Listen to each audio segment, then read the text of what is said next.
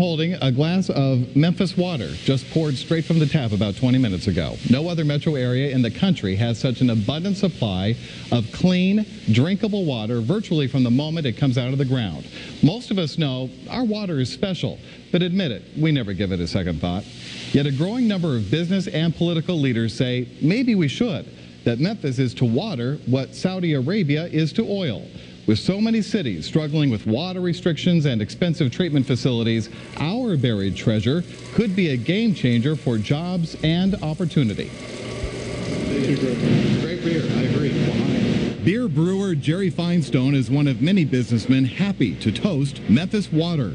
Much of the success of his Ghost River beer relies heavily on its clean, plentiful supply. Water represents 95% of beer, and so it's very important to have the best water in the world, and that's something that Memphis has. His brewery is producing 3 times as many barrels of beer now than it did just 4 years ago, and it's about to expand, meaning more jobs.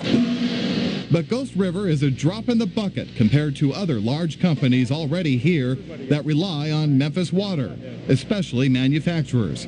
The Nucor steel plant needs tens of thousands of gallons for every ton of steel it produces.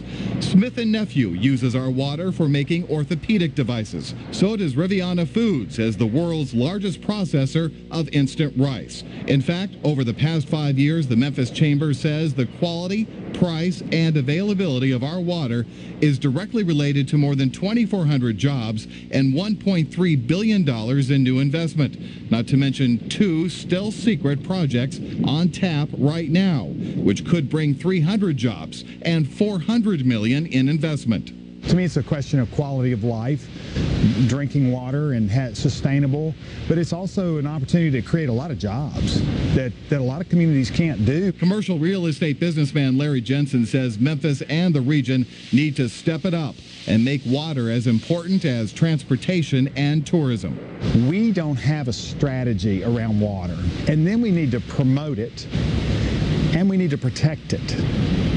And I think part of our promotion needs to be protection. So you come here, bring your business, we'll supply you low-cost water, but we also want to know how you're protecting our resource, reusing it. Jensen's working with Memphis Mayor Wharton and Governor Bill Haslam to create a more focused strategy. God, we need you.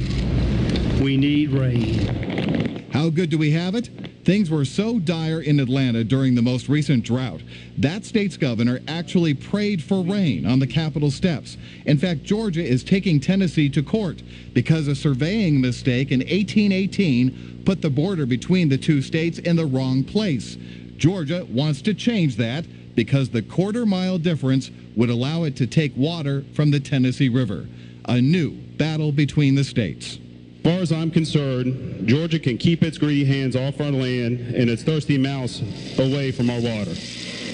Back here in Memphis, the only major city in the country to get all its water from artesian wells, not a single drop of what we drink comes from surface water, despite the mighty Mississippi carrying millions of gallons past our city every second. Instead, 350 feet below the ground, the Memphis Sands Aquifer alone has 50 trillion gallons of water. There are 2 more aquifers even deeper.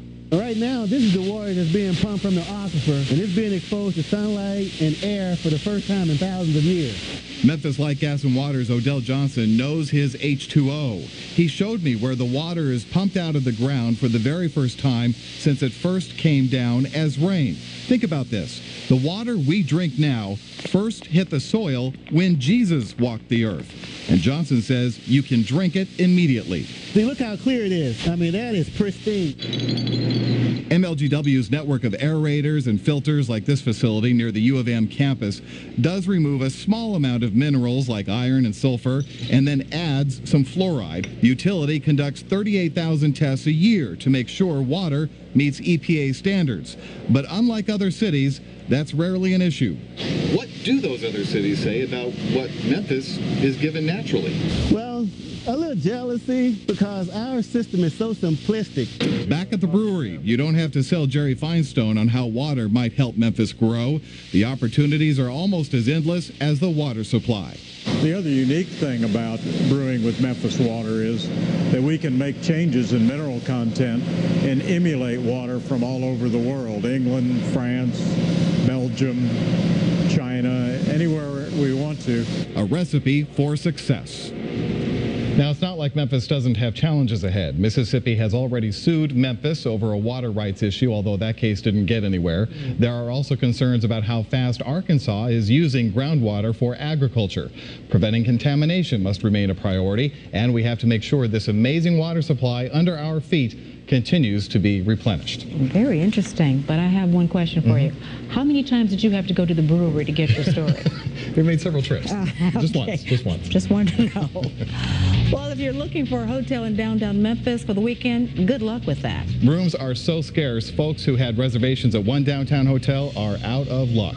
Coming up, why the Westin across from FedEx Forum told some customers, if you're not with the NBA, you're not welcome here.